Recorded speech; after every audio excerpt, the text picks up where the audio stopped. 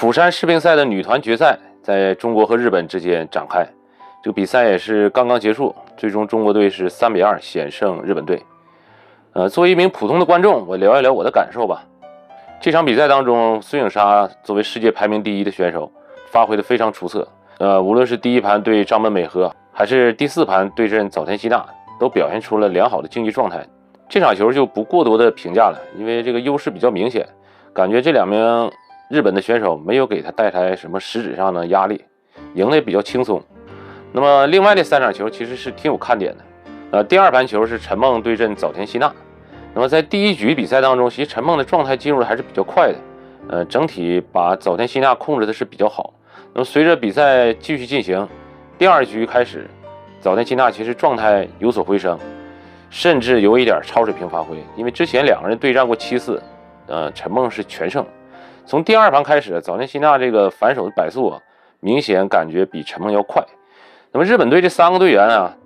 其实不光这3个队员，日本队这个特点就是小快灵。那早田希娜相对来说身高比较高一点，但是依然是以速度为主，尤其是在2个人反手相持的这个均势的情况下，陈梦作为一名30岁老将，那么从精力体力肯定会有所下降。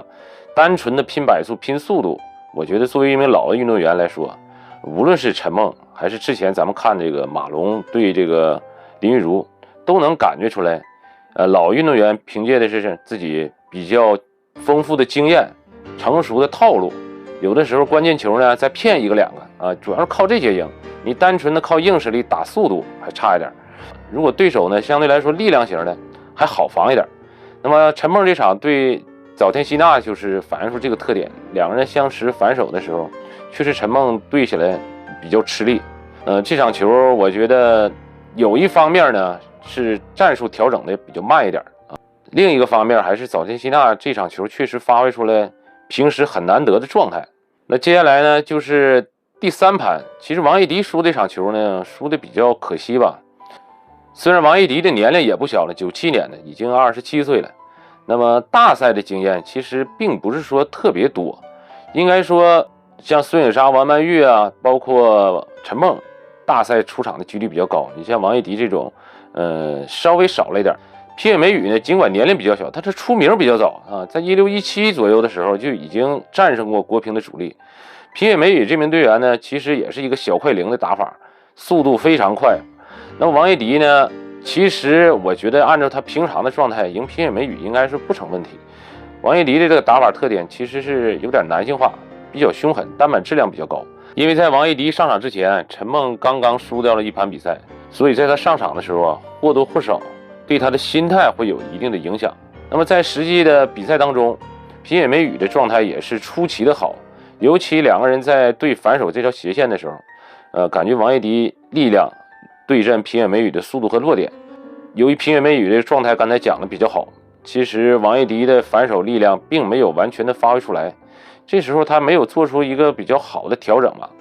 应该多变一变线，或者多打一打前3板，其实可能效果会比这种单纯的拼硬实力要效果更好一点。那么王艺迪输的还有一个原因就是你看看第1局得了8分，第2局、第3局都是得9分，其实输的并不是特别多。那么平野美宇这场球呢运气成分也是比较好关键球的时候擦边擦网确实出现的比正常比赛要多。那么这场球恰恰是在关键球的时候也一定程度上影响了王艺迪的发挥。最后一盘陈梦对张本美和，其实第1局上来之后，张本美和拼的还是比较凶的。陈梦第1局其实打的也有点和这个早田希娜那样，因为张本美和的速度可能比早田希娜还要快，尤其是反手的速度经常是变到陈梦打他一个措手不及。那么陈梦这名选手其实和孙颖莎和王艺迪的单板质量的打法还不太一样。你像王艺迪和孙颖莎都是有点女子男性化的这种打法，陈梦主要是靠这个反手的能力，再一个呢就是节奏的变化、丰富的大赛经验，还有一个出色的防守，这些呢是陈梦的特长。那么这场比赛当中，第1局其实陈梦是完全被压制的，一进入均势的这种相持，陈梦大概有70%左右的几率是肯定会输这1分的。那么陈梦的拿分一是靠张本美和的失误，另外一个呢就是靠一些发球接发球的一些小套路或者变化来得分。那么进入第2局之后，陈梦逐渐找回状态，也调整了一些战术。这时候张本美和虽然第一局的时候拼得很凶，当他觉得自己有希望拿下这场比赛的时候，那作为一名年轻队员，其实心态是非常容易出现变化的。那么老运动员和年轻运动员相比，越打到后期，其实老运动员赢的几率就会越大。那么这场比赛呢，确实也反映出了这个特点。打到第2、第3甚至第4局的时候，感觉陈梦已经完全把控住了比赛的节奏。到后期的时候，陈梦其实打到双方均势相持的机会就越来越少了。